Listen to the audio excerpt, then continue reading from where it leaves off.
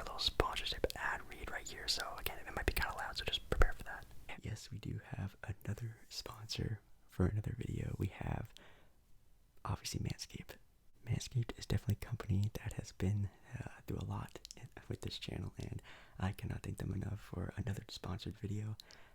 What a great company they've been to me and this channel, and to hopefully you guys as well, for the ones who are ordering the things that they provide, which are the highest quality that I've ever had and have used before. Obviously, with the summer coming around, weather getting a lot hotter, I'm even getting kind of ew right now. Manscaped has all the things and tools that are needed. Manscaped is one of the leading providers, at least on the internet, with male grooming services. Just make yourself look better, smell better, feel better. They have your needs of shampoo, conditioners, to some of the more high-tech things like razors. They even have their own deodorant stick, even their own cologne line. Obviously, when the summer comes around, gonna get a little bit more sweaty, smell a little bit worse. Manscaped is definitely there for you for all your needs. So with that being said, they actually have a code for us to use, which is really nice. If you do, go on the website, manscaped.com, of course. You do so happen to find, a big time package, or you want to get like the performance package that they sent me. They had pretty much everything you would need, from the lawnmower 4.0 to even little things here and there like deodorant, shampoo, conditioners, even singular razor blades that are really good for obviously that very, very close shave. You can use the code JBALLER, that's JBALLER, no spaces, JBALLER at checkout. In the little promo code section, you'll see when you get there, and you'll get 20% off your entire order, plus the best part, free shipping. So yeah, thank you so much to anyone who ever uses it. If you do end up using my promo code, make sure you email me, send me proof, and I think that'd be really great. And I can even thank you a little bit more, a little bit better, for all the people who do want to help not only support Manscaped, but it also very much does support me, and I cannot thank you guys enough who do use it.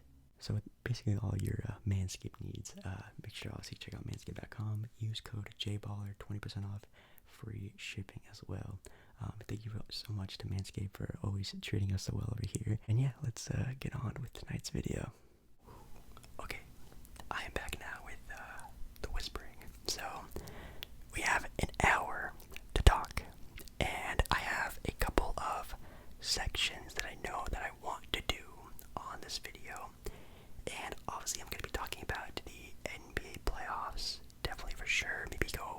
Maybe games, but not games by games, that'll take way too long, which obviously I have an hour to talk, but just series by series, see how they're doing, some injury updates, things like that. I'm going to be talking about them, my sort of opinions on them, if that even matters.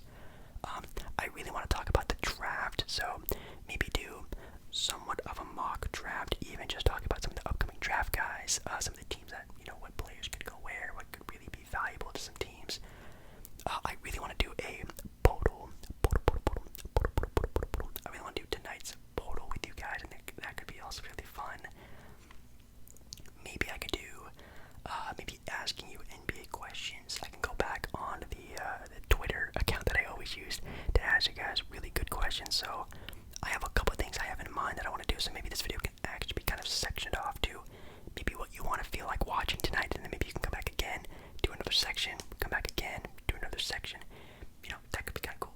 So, or you can just watch the entire 1 hour video, which is also kind of nice. So, yeah, the NBA playoffs definitely have been fun. They have been exciting. I feel like there are a lot of up and downs throughout the playoffs. Definitely some really close, very fun games, and those are the ones we obviously really love to see. But still a lot of blowouts, and it is the first round. And I remember even someone talking about on TV, I don't remember if it was on ESPN or TNT, that maybe these should actually be five game series, which sometimes I do agree with. But then again, like 7-game series are pretty fun, and obviously in the first round, like obviously like the Nets and the Celtics, like that deserves to be a 7-game series. That would suck if all the first round games were 5-game series, and we only got to see that series for 5 games. It would be pretty unfair, you know what I mean? So I think keeping them 7 games is pretty fair, but sometimes there are just some blowouts here and there in some rounds. But let's see.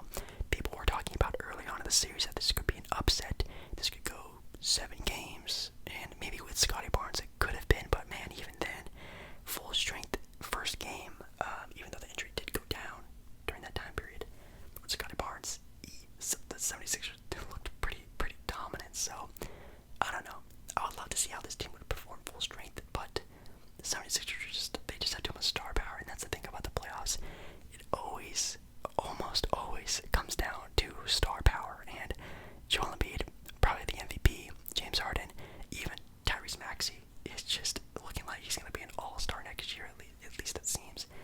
And they have a lot of good role players and pieces with, Tobias Harris and even some of their more unknown ones like Thibault or even Shake Milton, blah, blah, blah, blah, blah.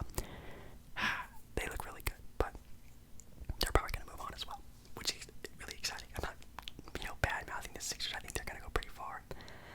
Then we have the Bucks and Chicago Bulls, which, oh my goodness. If only the Bulls had Lonzo, and that's not even me being like a pretty nice, Lonzo fan. I do very much enjoy how Chicago does play without him, and I love the play of Alex Caruso. There's some points in time where Caruso seems like the best, like, all-around player at some points in time on that team. Like, he just does everything, and I love that so much. I wish we could have, not really we, I wish they could have Lonzo Ball. They're definitely a team I rooted for a lot throughout the year, since the Blazers obviously sucked this year. So I was rooting a lot for the Bulls, so that's why I threw that little we in there. But yeah, I don't know. It's definitely a series that I think that could have gone a lot farther if the Bulls were fully healthy. It was really nice to see Patrick Williams play, but again, that's not going to be like a Giannis stopper guy. Maybe in a handful of years, he can sort of play into that role, but as of right now, yeah, I still see the Bucks winning. I'm not changing up, but you see the potential that the Bulls could have had if they were at full strength. Definitely could have had. And then we have obviously the best series with the Celtics and the Nets, and that is just like, man, like game 1, super crazy, very fun, intense atmosphere. Game 2, even crazier. That was maybe one of the best playoff games I've ever seen. That was just immense fun, and those are like one of those games where like you hate to be a fan of the team that's playing. You wish you could just watch the game and enjoy it, but like you're so just tuned in to your favorite team. It's like gut-wrenching to watch, and those are the games that are the most fun when they're that close and you don't know what's gonna happen. And right now the Celtics are up 2-0, I'm pretty sure, right? Yeah, 2-0, going back to Brooklyn, which we'll see if that changes anything. I don't want to say Brooklyn is like a bad home court, but it's definitely not like a series-changing home court advantage to have.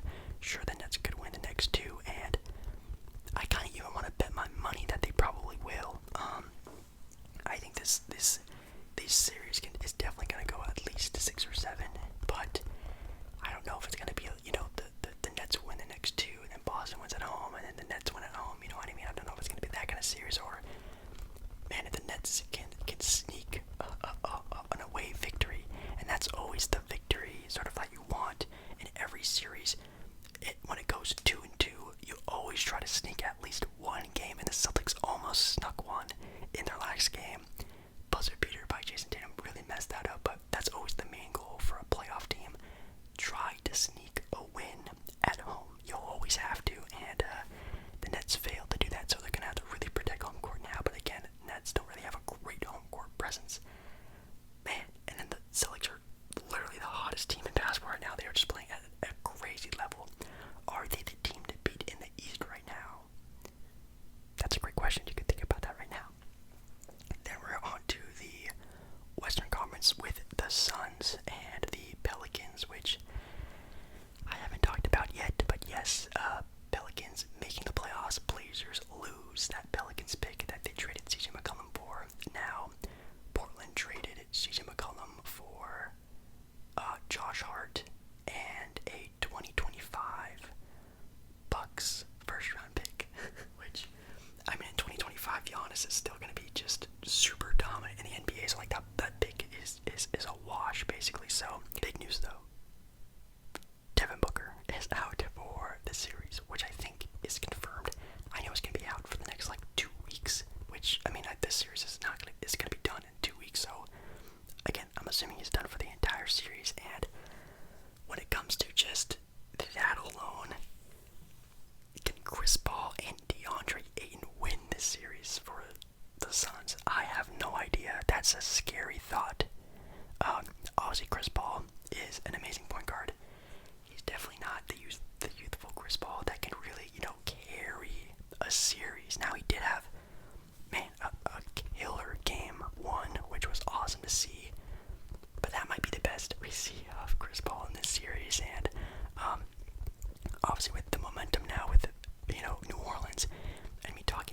last series with the Nets and the Celtics, New Orleans is going to be rocking. They're going to be knowing, like, hey, sorry, Phoenix, you lost your guy, but, like, this is where you got to hit hard. If New Orleans wins game number 3, goes up 2-1, that's going to be really scary. Then even game 4 is going to be even more crazy, more pressure. I'm still going to bet on Phoenix winning. Obviously, they are the Phoenix Suns. They've had a great season, so I'm still planning on them to win, but this can get very scary very fast, so I'll just watch out for them, especially with now having a veteran with CJ, Brandon Ingram, finally, stepping more into that, that star role that we've seen him since, Duke. He's had that potential. Let's see if he can actually reach it. He's getting pretty good, so very excited about that. Then we have, the Mavericks and the Jazz. That's one of the most interesting series I've ever seen in my life watching basketball. On paper, Utah should be throttling this team. Like, this team, Utah should be, haven't lost a game. They should be 10 plus blowout wins. Like, there's no shot that the Mavericks, with their best player being, Dinwiddie / Jalen Brunson, actually it's definitely Jalen Brunson, should be winning games. And now they're down 2-1 and ending game 3 with your crowd booing you. That's really tough. Like, that is something that is going to be talked about a lot in the media, felt through the locker room, especially in your star guy, Donovan Mitchell, who is already just not happy with the franchise. Even if he doesn't come out and says it, we all know he is a competitor, and when he can't compete, he's going to be pissed. So that's going to be a scary thing. If Luka plays game 4, which right now I think is reported that he's still questionable, in my complete honest opinion, I don't think he's going to play game 4. I think he's going to sit another game, and he'll play game 5. I think Luka 1000% plays game 5. I think he sits the next game because of how well the Mavericks have been playing. Why, fix something that isn't broken? They're winning games. They're beating a team with 2 All-Stars on it, a Defensive Player of the Year candidate, and a killer with Donovan Mitchell. Like, again, this should not be happening. I don't know how it's happening, but man, Utah is just, it's weird. It's very weird. I think there's just their team chemistry. That's what it is. It's almost like in 2K. They're all going down and overall because their team chemistry just isn't there. Golden State and Denver. How fun would this series be if Jokic had Michael Porter Jr. and Jamal Murray? Like, oh my God, this would be, again, sort of like with the Nets and the Celtics, maybe arguably one of the best first round matchups of all time. If Jokic had Murray and Michael Porter Jr., that would be a dream matchup. Just me as a basketball fan, not even me just trying to root for one team or the other. That'd be so much fun. I think it'd be crazy. But even then, obviously, Nikola Jokic is doing all that he can, and he's doing a pretty good job actually at, he's basically playing the same he's played in the entire year, which is an amazing player, top tier player. But in the playoffs, you have to go into another zone, and we haven't really seen him break through that, like, other zone that, when you're a singular star, you have to reach. And we've seen, players do that in other series. I mean, we saw that with Luka Doncic, and basically in every playoff series he's played so far in his career, he's even reached newer levels that we've, that is like, wow, this is playoff Luka Doncic. Jokic hasn't really had that sort of like, holy cow, this is like, playoff Nikola Jokic, you know what I mean? If he had, again, more help, this series would be super fun to watch. But man, the Warriors are just killing it, and Jordan Poole is just, man, what are they gonna do? Like, I guess next season they'll just start, I don't know if they already do this, but they start Poole at the 2 and then Klay Thompson at the 3.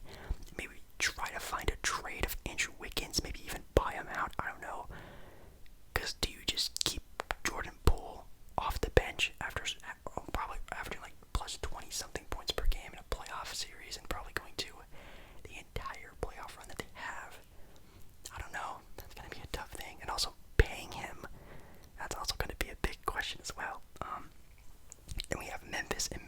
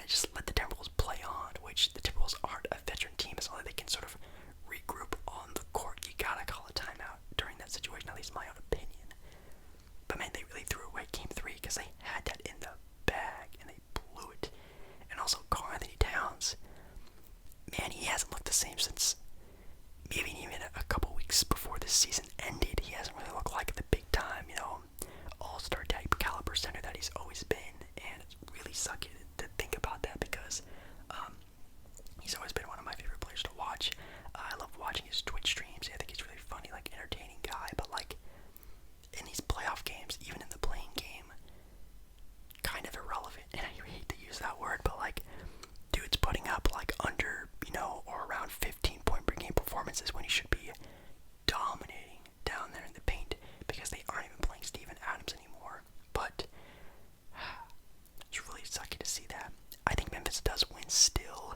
I think the only matchup I will flip on is Dallas. I think Dallas wins this. I did pick Utah to win at the beginning.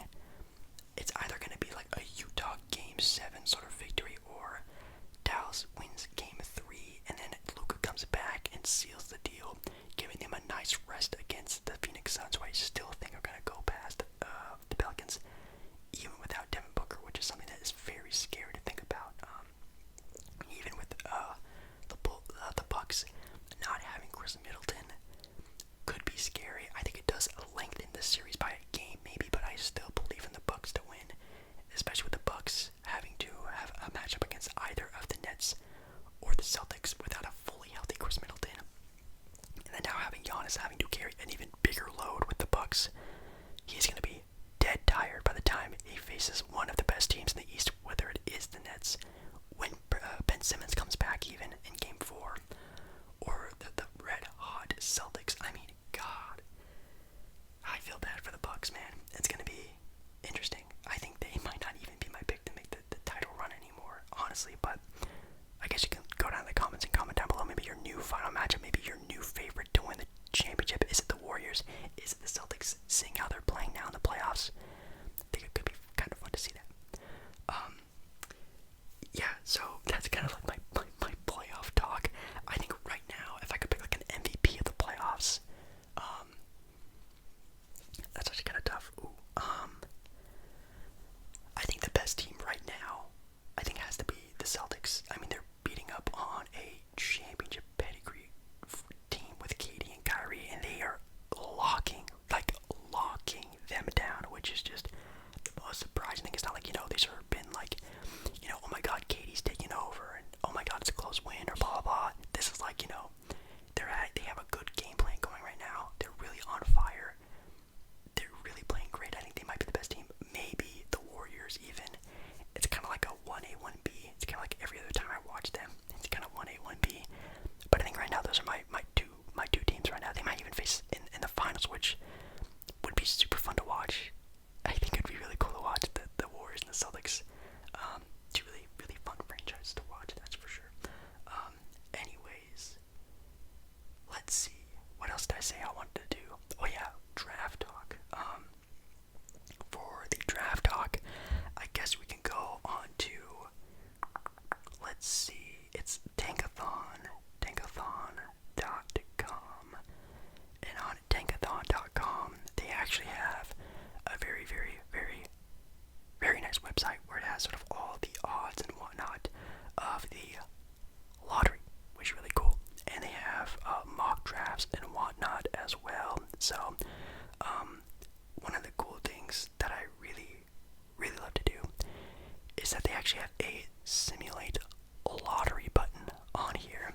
And what happens is it actually simulates a real-time sort of a lottery draft. So like I just did it.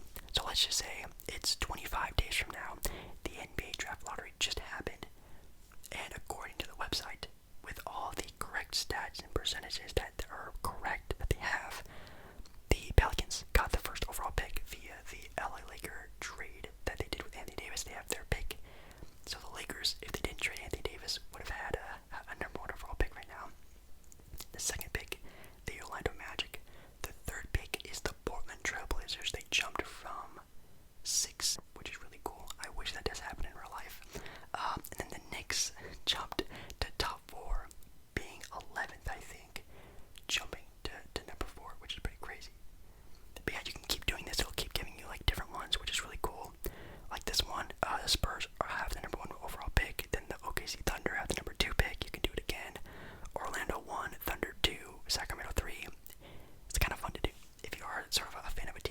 sucking right now. So we go from the playoffs to all the bad teams, which I'm in, which is kind of funny. They also have a NBA mock draft as well, which right now they have Chet Holmgren at number 1 still, which I don't believe. I don't think any fans of teams, at least that I've seen, have talked to, have looked at, no fans of teams want Chet Holmgren, which is understandable. He is maybe one of the biggest question marks we have ever seen in NBA history, having a 7. He is basically Kristaps Porzingis, but who can handle the ball better, maybe even shoot better. Maybe he is actually a lot quicker on his feet off the boards. Like, he is Kristaps Porzingis at A+ status type of player, which does sound really nice, obviously. I think he's definitely going to be more of a system type player, though.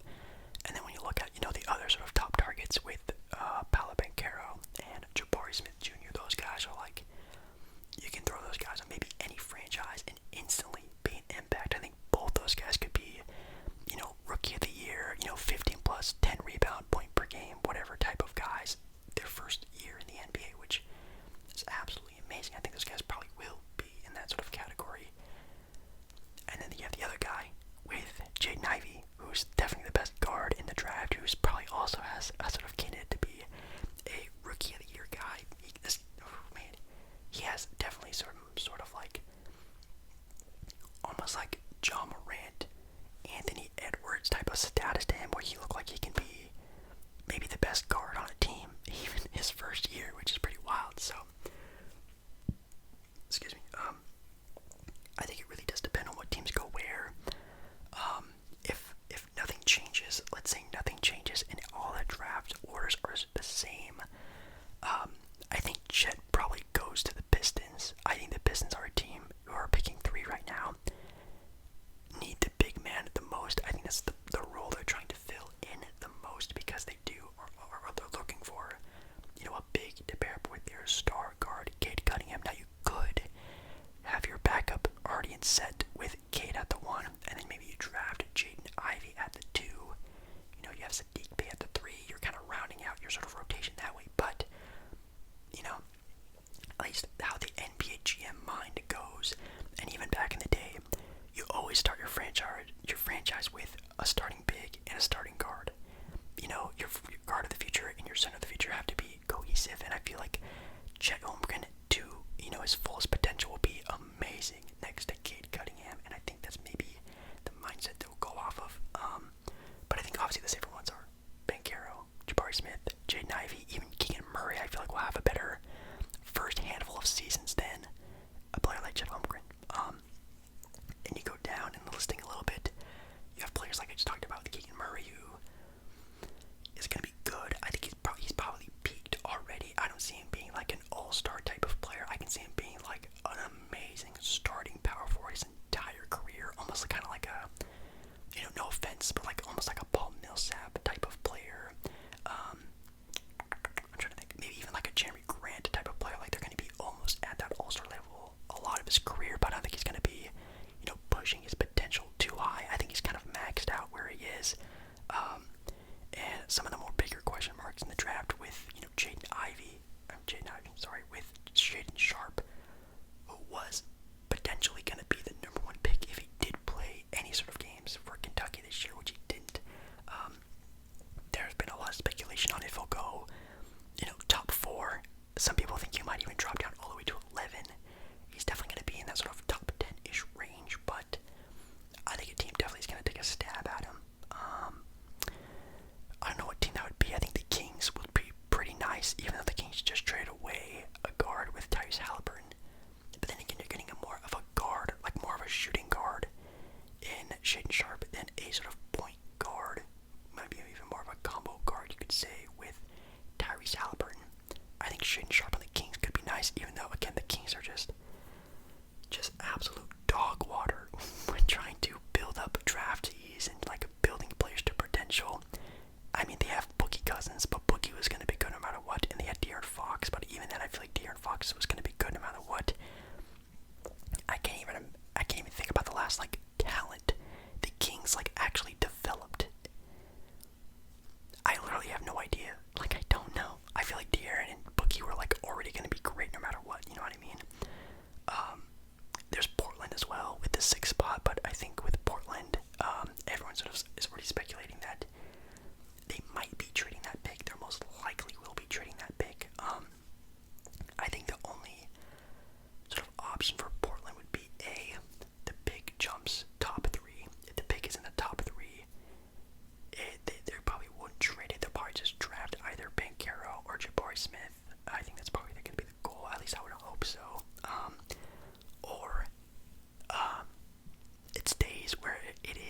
the 6th spot, and you look around the league for maybe like I don't know. Obviously, Jeremy Grant is like the number 1 guy, which I don't know if Jeremy Grant is worth a number 6 overall pick. That's tough. That's a real sort of thought you really have to think about a lot. And as we know, our sort of interim GM isn't the best with trading, so he's probably gonna get fleeced, which is scary to think about. Or you draft a Keegan Murray, or you draft a sort of X factor guy like Shaedon Sharpe, or you even draft someone like Jalen Duren, who is a need. The Blazers desperately need, which is a backup big, potential future starting big after Houston Rockets is gone.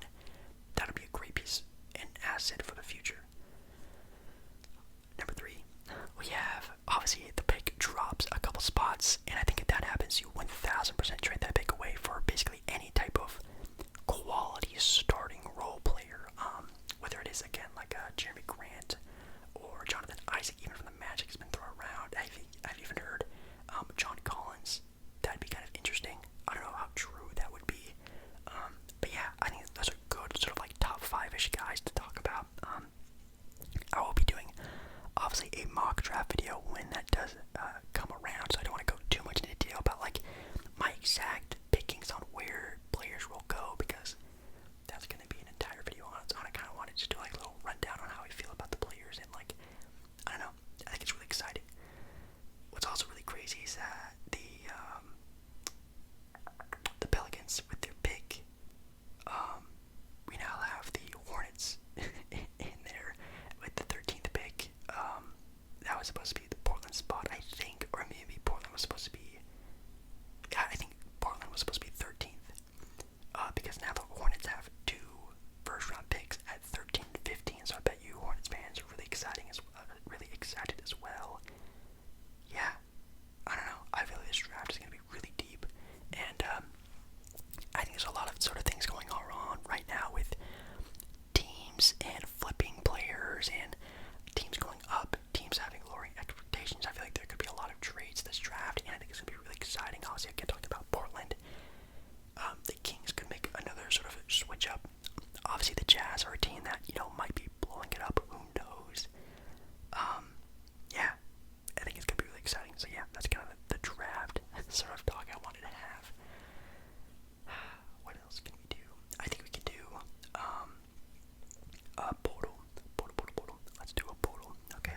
P-O-E-T-L-E-P-T-L. I don't know how to put it. P-O-E-L-T-L. That's how you say it. Or spell it. Say it. Okay, so we have Portal. If you don't know, Portal is basically like Wordle. Which, if you don't know what Wordle is, basically you guess a word and you try to figure out what that word is through little hints that the game gives you.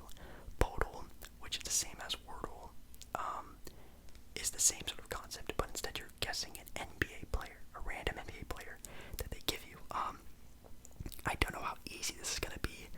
Sometimes it's, a Luka Doncic or an Anthony Davis, and it's pretty easy. Sometimes it's a literal bench warmer who's played, a handful of minutes in his NBA career, so it could be pretty tough. So, again, obviously not cheating, 1 out of 8. Let's see, what would be a good guess for the first Portal guess? Obviously, I need to pick a sort of role player. Let's see. Excuse me. Let's do.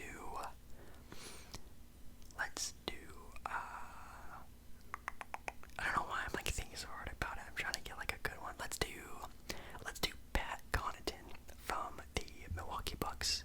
Used to play for Portland. Okay, so this is actually not an Eastern Conference player. It's a Western Conference player. It was a guard, so that's good. So it's a guard and under 6'5". So I think that means it could be a point guard candidate, unless it's a shooting guard who's under 6'5", which is kind of rare. If that's the case, I'm gonna try CJ McCollum. CJ McCollum is a smaller guard who might fit that description. Okay, so it is a guard still, but it's not in the Southwest Division. Oh, I'm stupid. I should have looked at the age. See, this is why I'm bad at this game. I don't look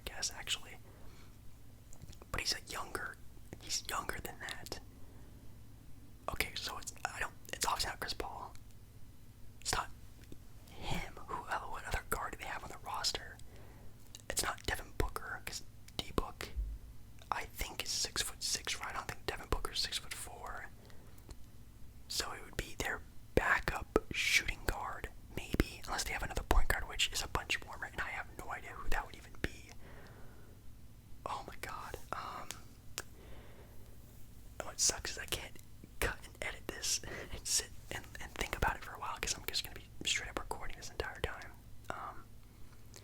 Oh my god. I might be stumped. I might have to show silhouette, because the thing is, I don't have a guess.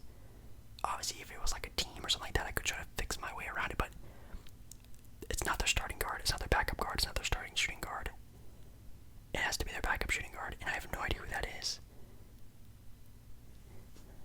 Oh my god, I might be stumped. I might have to cheat. I might have to do the show silhouette, which is a thing they have where if you can't figure it out, or you are stumped, which I am stumped right now, you can show a silhouette of the player, and I know every time I do it, it makes me feel really bad about myself, because as soon as I see it, I know exactly who it is, and it pisses me off, because I feel like I always am so close, but I can't figure it out. And I just watched the Suns play. I've been watching these players play.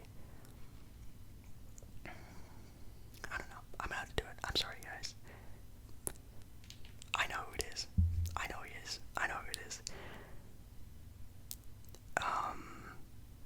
Yep, Landry Shamet. Oh my god.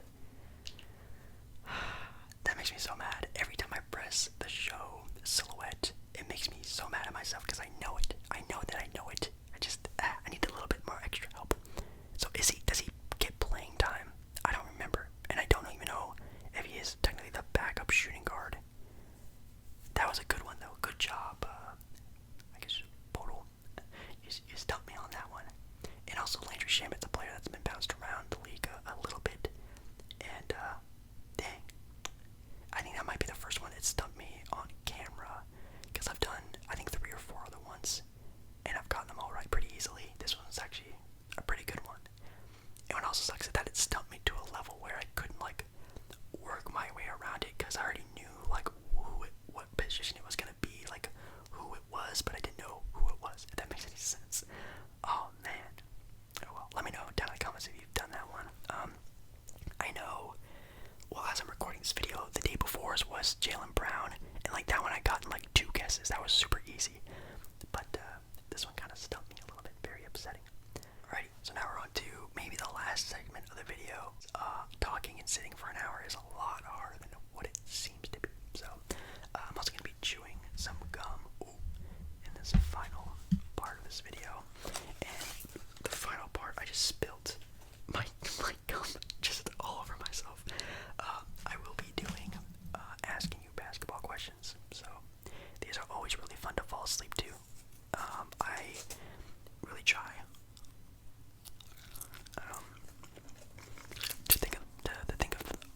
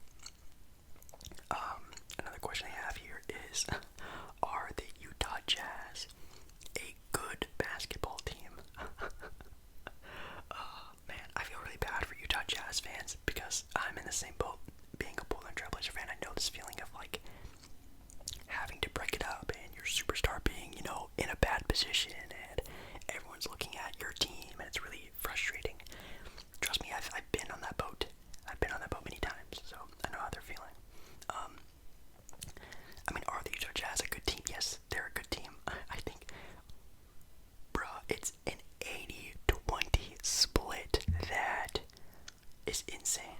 80% of people out of 2,000 votes said no. I don't think they're a bad team. Obviously, Utah isn't a bad team. Like, a bad team is like, a bottom 5 team in the NBA. Like, those are bad teams, and there's not even a lot of bad teams in the NBA, at least in my own opinion. They have a young star in Donovan Mitchell. They have a Defensive Player of the Year candidate probably the rest of his career in Rudy Gobert. They have really solid role players. Do they need a retooling? I think yes, of course they do, but it's not like something they can just do tomorrow and just become a great team. It takes a lot of time to build chemistry and get better and sort of fix its own self. Do I think they need to blow this team up? Absolutely not. Could they though? Will it speed up the process? Yes. But they're still at a point where they don't need to do that unless Donovan Mitchell again says it has to happen, and then it does have to happen. But as of right now, Utah's still a good team, at least in my opinion.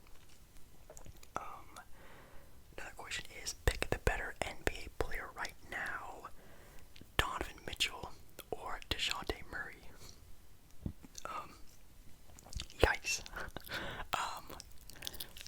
I actually kind of have to think about this.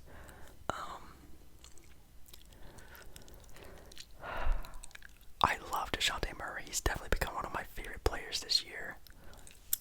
Especially watching him a lot more since, he was kind of more on the rise, and he also made an all-star game, which is really nice. I mean, oh my god.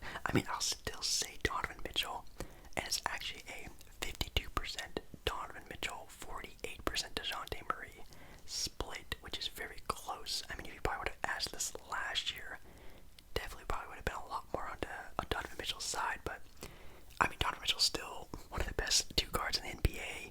You probably could have argued, him as the best two guard if obviously, Devin Booker wasn't balling out in Phoenix right now, but I don't know. I still think he has great potential. The dude has one of the highest scoring outputs in postseason history with his sort of outing against the Denver Nuggets in 2020 in the bubble run that they had.